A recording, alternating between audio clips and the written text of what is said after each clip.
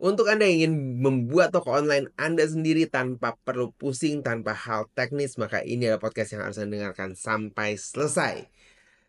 Gimana caranya Anda membuat e-commerce site menggunakan Shopify? Apa saja tips dan triksnya?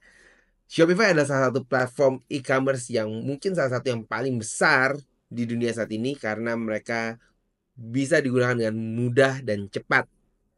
Terutama untuk Anda yang tidak terlalu teknis di dalam dunia website, HTML, dan pemrograman. Oke.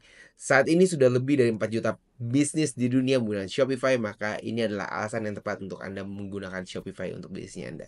Oke. Jadi dalam episode kali ini saya bahkan bahas tentang tips, triks, dan apa langkah sederhana yang bisa Anda lakukan untuk memulai e-commerce shop Anda yang pertama menggunakan Shopify. Oke. Pertama, yang pertama, kenapa menggunakan Shopify dan bukan platform yang lainnya? Oke. Setiap platform memiliki kelebihan dan kekurangan masing-masing. Anda harus mengerti hal tersebut. Oke, bukan berarti Anda harus menggunakan Shopify, bukan berarti Anda uh, perlu pakai yang lain. Tapi buat saya, melihat dari perkembangan yang ada di pasar saat ini, mungkin Shopify adalah platform yang paling tepat untuk kebanyakan bisnis yang baru mau memulai. Baik mereka bisnisnya yang lebih besar ataupun bisnis yang uh, baru startup, baru mulai untuk di e-commerce. Oke. Karena Shopify mudah untuk digunakan. Anda tidak perlu tahu secara teknis berlebihan. Anda tetap perlu tahu teknis sedikit, tapi tidak perlu berlebihan. Anda bisa belajari. Dan yang paling penting adalah mereka punya fitur yang cukup banyak. Jadi Anda bisa menggunakan, uh, mereka punya kerjasama dengan pihak ketiga yang bisa membuat e-commerce Anda disesuaikan dengan bisnisnya. Oke. Jadi nggak hanya monoton dengan satu produk, Anda bisa menggunakan custom. Uh, Tersedia banyak uh, fitur-fitur tambahan yang bisa kita gunakan dari pihak ketiga. Jadi dari satu platform ada pihak ketiga. Anda bisa menggunakan untuk fitur-fitur di pengiriman, biaya kirim dari beberapa provider yang ada untuk kita di Indonesia ataupun secara internasional. Uh, dan integrasi untuk pembayaran juga lebih mudah. Anda bisa menggunakan beberapa payment gateway yang tersedia di Indonesia. Dan keuntungan lain yang kita bisa lakukan untuk e-commerce menggunakan Shopify adalah mereka punya global support. Artinya kalau Anda ingin membesarkan bisnis Anda masuk ke pasar internasional, uh, Shopify bisa membantu Anda mempercepat prosesnya. Oke. Jadi ini adalah beberapa keuntungan untuk bisnis Anda. Gimana cara untuk kita mulai menggunakan Shopify? Yang pertama adalah Anda harus mengetahui dulu Shopify. Anda bisa buka di shopify.com. Dan Anda lihat mereka punya beberapa package yang bisa Anda pilih. Dari yang paling murah sampai yang paling mahal. Ada plus minus kelebihan kekurangan masing-masing. Anda harus tentukan yang mana yang Anda mulai. Kalau Anda bingung mulai dari mana, saya sarankan mulai dari yang paling bawah terlebih dahulu. Oke. Walaupun ada banyak hal yang menurut Anda mungkin ya, oh yang ini kayaknya kita perlu juga deh. Yang ini penting deh.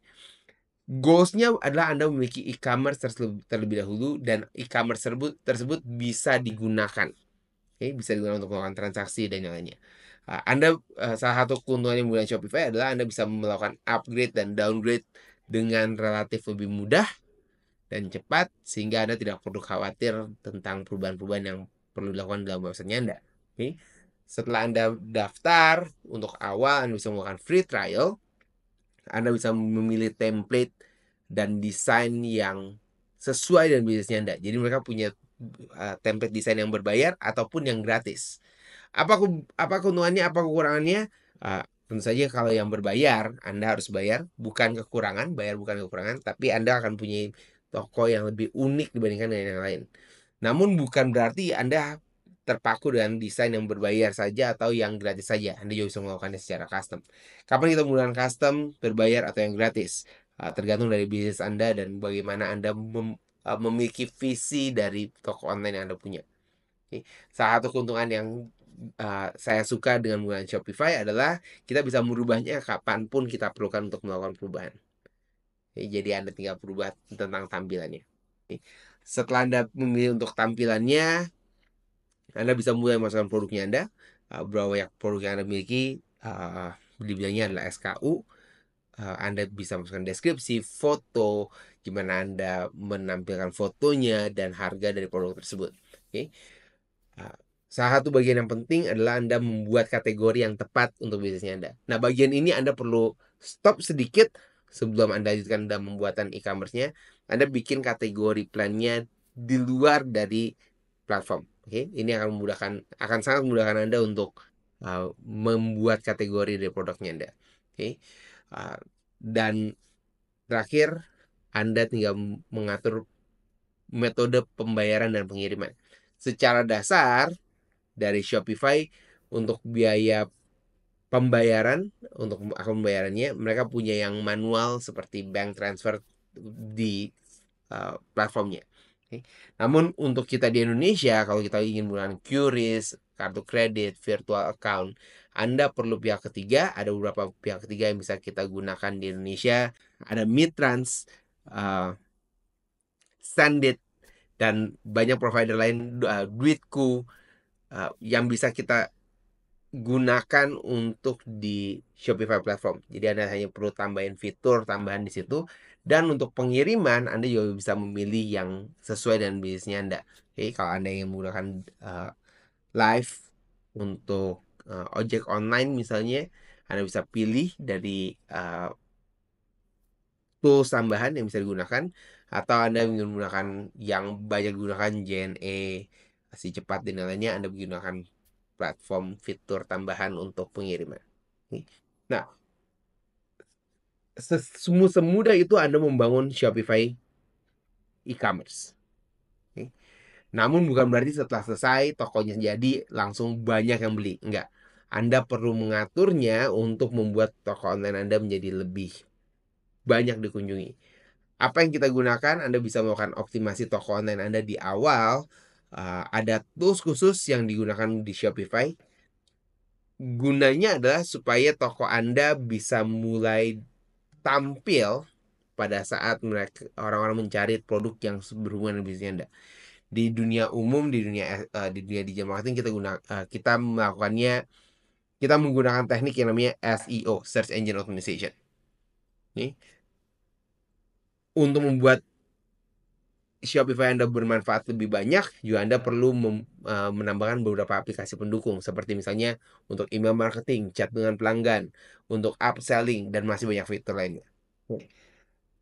Tambahan lagi yang sangat penting adalah Anda bisa menggunakan fitur blog atau artikel untuk mengedukasi pelanggan Anda dengan produk-produk yang Anda miliki untuk meningkatkan engagement dari uh, toko online Anda.